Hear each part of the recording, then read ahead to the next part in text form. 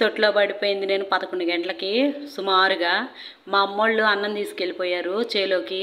అంటే ఇంక వాళ్ళు వచ్చేసి సాయంత్రం 5 అవుతుండగా ఇంటికి వచ్చారు వాళ్ళు. ఇంటికి వచ్చి ఇళ్ళంతా కోళ్ళు, యాడ చూసినా కూడా కోళ్ళేనంట. ఇంటి నిండా ఏంద్రా నాయన కోళ్ళన్నిట్టుండయి, ఈ పిల్ల యాడ చచ్చింది పోయి ఏం చేస్తుందని చెప్పి కోపంతో నన్ను ఎతుకుతా ఉండేసరికి నేను ఆడ కనిపించలేదంట. ఊరంతా ఎతికేసి వచ్చారు కానీ వాళ్ళు ఇంటి వెనకాల చూసుకోవాలి. నన్ను పోయేసి ఎతుక్కొని దొరక్కపోయేసరికి దొరకలేదు అనుకుంటా వచ్చారు అందరూ. మా నాన్న కాళ్ళన్నా కడుక్కొస్తానని చెప్పి ఇంటి వెనక్కి వచ్చే లోపల నేను తొట్లో ఉండానంట. ఏందదే నీళ్ళల్లో పడిపోయిన కోడి పిల్లలాగా చూసి మా నాన్న భయపడిపోయాడంట నేను చచ్చిపోయానేమోనని. ఆ తొట్లో నీళ్లు కొంచెం తక్కువగా ఉండడం వల్ల నేను మునిగిపోలేదు పూర్తిగాను.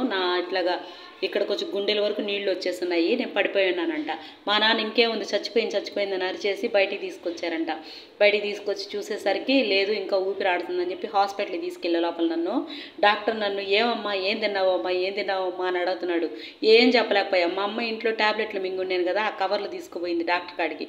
ఓయమ్మ అన్నీ వేసేసుకుందని చెప్పి కొంచెం ట్రీట్మెంట్ చేసిన తర్వాత కొంచెం ఊపిరి వచ్చింది నాకు. డాక్టర్ ఎన్ని వేసుకున్నావంటే అన్నీ వేసేసా, ఏదో ముందు కొట్టేసిన వాళ్ళు మాట్లాడినట్టు మాట్లాడానంటాడా. ఇప్పటికైనా సరే నేను ఎప్పుడైనా మా పాప బాగాలేనప్పుడు ఊరికెళ్ళినప్పుడు తీసుకోపోతే ఆయన మీ అమ్మ ఇలా చేసిందమ్మా చిన్నప్పుడు అని చెప్పి నవ్వుతుంటాడనమాట. నిజంగా ఆ రోజులు ఇంక తిరిగి రావేమోనండి. అంత అమాయకత్వంగా ఉండి అసలు ఈ రోజుకైనా అంతే అమాయకంగా ఉన్నాం అనుకోండి, కానీ ఆ రోజులు మాత్రం తిరిగి రావు. ఇలాగ నా చిన్నప్పటి విషయాలన్నిటిని కూడా ఇట్లాగా అందరితో షేర్ చేసుకోవడం నాకు చాలా హ్యాపీగా ఉంది.